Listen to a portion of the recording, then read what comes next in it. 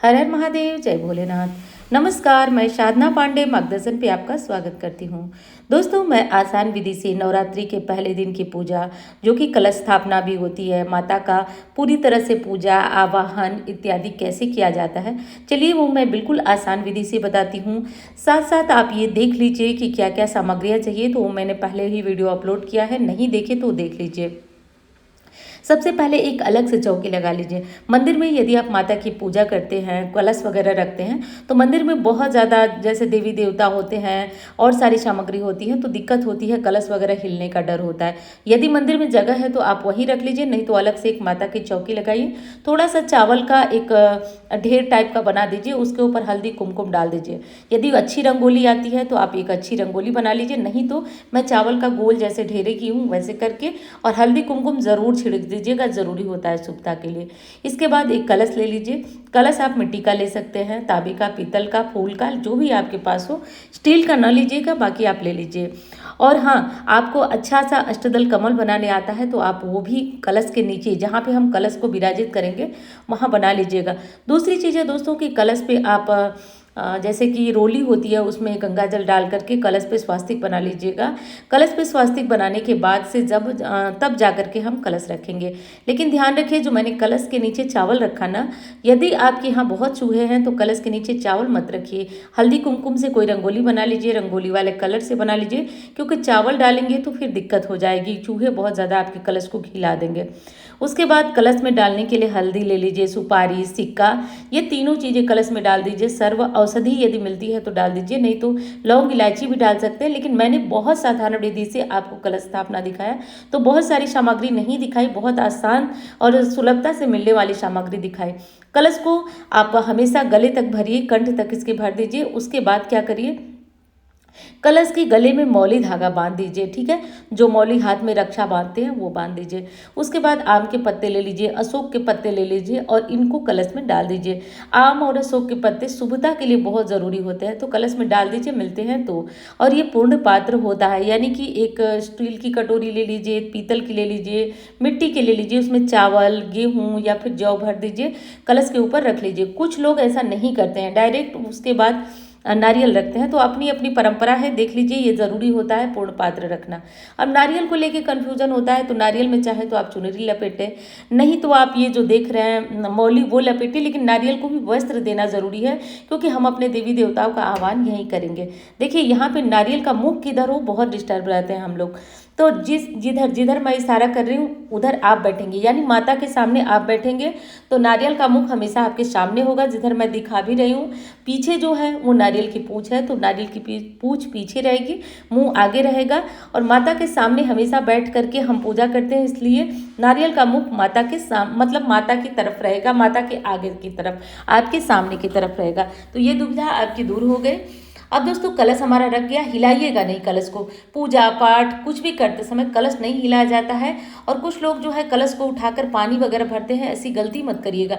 9 दिनों के लिए कलश आप हिलाना नहीं होता है, किसी भी तरह से छूना नहीं होता है। हाँ, बस स्पर्श आप धूप दीप तिलक लगाने के लिए कर सकते हैं, क्योंकि वरुण देव के साथ सभी देवी देवताओं का आवाहन होता है। उसके बाद आप दीपक जलाइए। इसके बाद हम शुरू करेंगे भगवान का आह्वान पूजन। आह्वान पूजन करना जरूरी होता है, क्योंकि 9 दिनों के लिए आप कलश रख रहे हैं, तो कलश रूप में या फिर गौरी गणेश रखेंगे तो उनके रूप में सबको बुलाना पड़ेगा, आह्वान करना पड़ेगा। तो इसके लिए आपको क्या करना है कि सबसे पहले तो आप गौरी गणेश रख लीजिए, जो कि मैं अभी आपको दिखा रही हूँ, गौरी गणेश रख करके। तो गौरी गणेश आप रखिए। उसके बाद जो है उन सभी देवी देवताओं का आवाहन करेंगे। कैसे करेंगे, उससे पहले हम देख लेते हैं गौरी गणेश कैसे रखेंगे। पान के पत्ते ले लीजिए, नहीं मिलते हैं तो कोई दिक्कत ही नहीं है। आप सिर्फ सादा थोड़ा थोड़ा चावल रख लीजिए, जैसे हमने कलश के नीचे थोड़ा चावल रखा, उसी के ऊपर आप हल्दी में थोड़ा सा जल डालिए। देखिए मैं पान के पत्ते पे चावल रख रही हूँ। हल्दी में जो गांठ वाली हल्दी होती है उसमें थोड़ा सा पानी डालिए, और उस पानी से थोड़ा सा पिंडी जैसा बना दीजिए, तो गौरी जी हो जाएंगी। और ये देख लीजिए, मैंने सुपारी से पूजा विधि वाली वीडियो में मैंने सब विस्तृत करके बताया है, तो पूजा सामग्री में कि क्या और कैसे बनाया है मैंने, तो वो देख लीजिए। लेकिन मैं यहाँ सुपारी से गौरी जी का निर्माण कर रही हूँ, तो आप एक सादा सुपारी भी रख सकते हैं। सुपारी ऐसी चीज़ है ना जिसपे हम सभी देवी देवताओं का आह्वान कर उन्हें बुला सकते हैं, यदि फोटो मूर्ति नहीं है तो। तो इसमें नवरात्रि पूजा में ज़रूरी है गौरी गणेश रखना। आप कितनी भी साधारण पूजा करें, गौरी गणेश ज़रूर रख लीजिएगा, जैसे मैंने रखा। हाथ में जल, अक्षत और थोड़ा सा फूल ले लीजिए। अब हम करेंगे अपना संकल्प कि हम 9 दिनों का व्रत रखेंगे, 1 दिनों का व्रत रखेंगे, क्या पूजा करेंगे, क्या मंत्र, सबका संकल्प बस यही हो जाएगा पूजा से पहले। तो अपना नाम, स्थान बोलिए, अपनी मनोकामना बोलिए, आप कौन सी पूजा करने वाले हैं, कितना व्रत करने वाले, सब कुछ बोलकर संकल्प जो है वो छोड़ देंगे, हाथों में जो लिए थे उसको छोड़ देंगे। इसके बाद हम क्या करेंगे कि भगवान का आह्वान करेंगे। अब संकल्प को आपको हमेशा ध्यान रखना है कि पूजा से पहले संकल्प कर लीजिएगा, ये ध्यान रहे, नहीं तो पूजा पाठ हमारी पूर्ण नहीं होती है। शास्त्र कहते हैं संकल्पित होकर पूजा करने से पूजा पूर्ण होती है।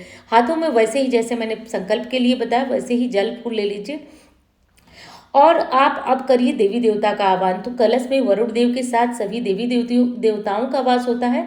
तो ये कहेंगे कि हे वरुण देव के समेत सभी देवी देव मेरे कलश में वास करें। हे माता दुर्गा, मैं 9 दिनों के लिए आपका आह्वान कर रहा हूँ और हे गौरी गणेश, आप मेरी पूजा को पूर्ण कराइए। ऐसा बोलकर सबका दिल से आह्वान करिए। यानी कि सिर्फ ये आह्वान एक प्रक्रिया नहीं है पूजा की, आप पूरे मन से इनको बुलाइए, आत्मा से बुलाइए, हृदय से बुलाइए। आप मन से बुलाएंगे तभी आपकी पूजा, आपकी मनोकामना पूर्ण होगी। उसके बाद जब हमने भगवान को बुला लिया तो उनका स्नान कराएंगे। जैसे मैंने आम के पत्तों को जल में डाला है और मैं स्नान करा रही हूँ। पहले गौरी जी, गणेश जी, उसके बाद माता जी, कलश को, सबको बारी बारी से स्नान कराएंगे। अब माता दुर्गा की जो आप छोटी सी मूर्ति है, शायद आपको साफ न दिखे, लेकिन देखिए मैं रोज इनको इसी कटोरे में बैठा के स्नान कराती हूँ। अब आज स्नान की प्रक्रिया दिखाने लगूंगी तो वीडियो बहुत ज़्यादा लंबी होगी। तो स्नान आप माता जी की पीतल की मूर्ति है तो आज पहले दिन दूध, दही, घी, शक्कर, शहद से इनको स्नान कराइए, अच्छे से कपड़े से पोंछ दीजिए और तब आप अपनी पूजा करेंगे। बाकी 9 दिनों तक पीतल की मूर्ति को स्नान कराना जरूरी नहीं है, बस सांकेतिक रूप से आप जो पान के पत्ते होते हैं उससे स्नान कराइए। बाकी जरूरी नहीं है कि 9 दिनों तक आप इनको स्नान कराइए, जरूरी नहीं का मतलब कि न कराइए, आप बस पत्ते से सांकेतिक रूप से 9 दिनों तक स्नान कराएं। उसके बाद जब विसर्जन वगैरह हो जाएगा तो आप माता को रोज स्नान कराइए। एक दीपक जला लीजिए। दीपक यदि अखंड है तो मत उठाइएगा, अगर आप पूजा में अलग से दीपक रखे हैं तो उठाकर धूप और दीप अपने देवी देवताओं को दिखा लीजिएगा, अखंड दीपक को खिलाइएगा नहीं। दूसरा क्वेश्चन था कि हम कलश रखते हैं तो अखंड दीपक जलाना जरूरी है, तो ऐसा कुछ नियम नहीं है। आप कलश रखकर सुबह शाम दिया जलाकर भी पूजन कर सकते हैं और यदि आप कलश नहीं रखते हैं तो भी आप अखंड दीप जला सकते हैं। आपकी पूरी तरह से मर्जी पे होता है, इच्छा पे होता है। पूजा पाठ हमेशा भावनाओं से जुड़ी होती है, तो जरूरी नहीं है बहुत ज़्यादा नियम कर्म कांड किए जाए। अपनी भावनाएं, अपने विचार, अपने मन को साफ रख करके पूजा किया जाए, सभी पूजाएं पूर्ण होती हैं दोस्तों। जो भी फूल आपको मिल सके, वैसे तो इन दिनों माता को गुड़हल के लाल फूल अर्पित करने का विधान है, लेकिन कमल के फूल, गुलाब के फूल, जो भी हो आप चढ़ाएं। एक फूलों की माला आप माता को समर्पित करें। यदि आप आर्टिफिशियल कोई माला चढ़ाते हैं तो चढ़ाइए, नहीं तो पीले फूलों की माला, वैसे लाल फूलों की माला तो अति उत्तम है। तो लाल फूलों की माला आप माता दुर्गा को जरूर चढ़ाइए। चढ़ाने के बाद दोस्तों उनको एक, यदि गुड़हल का फूल आपको मिले, मैं जिस समय पूजा कर रही हूँ मुझे नहीं मिल पाया, तो गुड़हल के फूल माता को इन 9 दिनों में प्रतिदिन समर्पित करिए। छोटी सी मेरी मूर्ति है, उनके लिए भी मैंने छोटा सा माला मंगवाया था। तो देखिए ये माता जी बहुत सुंदर लगती हैं, अभी फोटो में बहुत साफ आपको दिख नहीं रही हैं। पीतल की बहुत सुंदर मूर्ति है, ऐसी सजीव है जैसे लगता है कि माता जी सच में उस मूर्ति में प्राण है। लेकिन ये मूर्ति कभी आपको पास से जरूर दिखाऊंगी। इसके बाद इत्र लगाएंगे। इत्र जरूर लगाइएगा क्योंकि माता जी की पूजा करने से शुक्र मजबूत होता है, विशेषकर जब हम इत्र लगाते हैं तो और ही अलग बात होती है। तो इत्र लगा लीजिएगा, छोटा सा इत्र आप कहीं से भी खरीद सकते हैं। उसके बाद हल्दी, कुमकुम, अक्षत, सारी चीज़ें एक एक करके समर्पित करेंगे। जो जो चीज़ें, ये हमारी सामान्य पूजा है, इतनी पूजा हर जगह, हर परिवार, हर घर में होनी चाहिए। पहले दिन सिर्फ और सिर्फ इतनी पूजा आप करिए। कलश को भी हर धूप, दीप सब कुछ दिखा दीजिए। उसके बाद सुहागिन महिला हैं तो आप सिंदूर लगा करके और पीले सिंदूर लगाइए। कुंवारी बच्चियां हैं तो आप जो रोली होता है उससे तिलक कर लीजिए। ठीक है, अब थोड़े थोड़े अक्षत हम चढ़ाएंगे गौरी गणेश जी को, माता दुर्गा को, कलश को अक्षत थोड़ा थोड़ा चढ़ा देंगे। इसके बाद क्या करेंगे दोस्तों, इसके बाद हम माता रानी को जो है उनकी पूजा आराधना मंत्र जपेंगे और थोड़ा सा यदि आपके पास जनेऊ है तो आप गणेश जी को जनेऊ भी समर्पित करिए। है तो करिए, ये जरूरी नहीं है, इसलिए मैं बताती हूँ। अगर घर में है, आपने मंगवाया है तो समर्पित करिए, नहीं तो कोई बात नहीं। एक मैंने उपाय बताया था नवरात्रि के उपाय में, आप लोग वो उपाय जरूर देखिए। मैंने सभी परेशानियों के लिए अलग अलग उपाय बताया था। पान के पत्ते पे लौंग, इलायची रख करके और थोड़ा सा गुलाब के फूल, तो वही उपाय मैंने आपको करके दिखाया।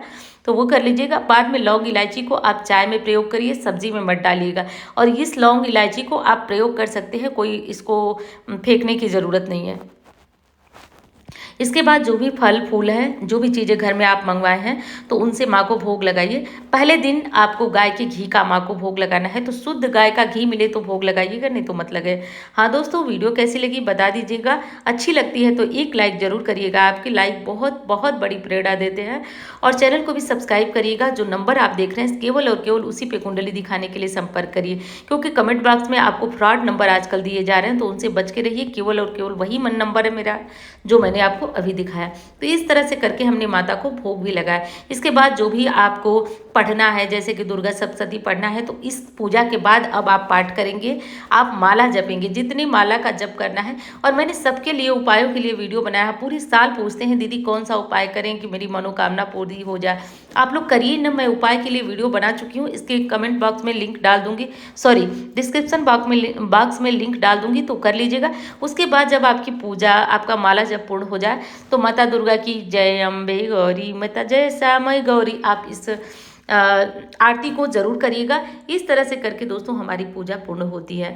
सुबह शाम आप इस तरह से पूजा आप माता की कर सकती हैं। शाम को कोई ज़रूरी नहीं है कि आप उनको स्नान कर, जरूरी क्या नहीं है, बिल्कुल ना कराएं। शाम को फूल मालाएं बस उतार दी जाती है, आरती कर दिया जाता है, जो मंत्र वगैरह है जप लिया जाता है। वीडियो कैसी लगी बताइएगा ज़रूरी। धन्यवाद।